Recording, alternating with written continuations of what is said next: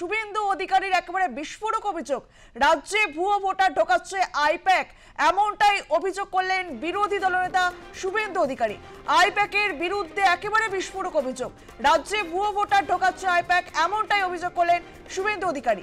এ বিষয়ে আমরা কথা বলবো, আমাদের সঙ্গে টেলিফোনে রয়েছেন আমাদের প্রতিনিধি সুচারু মিত্র। সুচারু, একেবারে বিস্ফোরক অভিযোগ করলেন শুভেন্দু অধিকারী।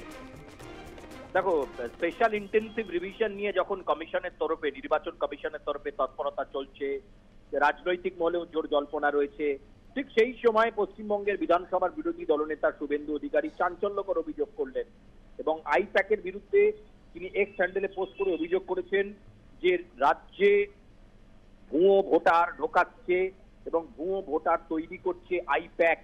এবং একেবারে এক্স হ্যান্ডেলে পোস্ট করেই চাঞ্চল্যকর অভিযোগ করেছেন শুভেন্দু অধিকারী এবং তার বক্তব্য তিনি স্পষ্ট করেছেন যে অবশ্যই আইপ্যাকের অ্যাক্টিভিটির উপর নজর দেওয়া দরকার।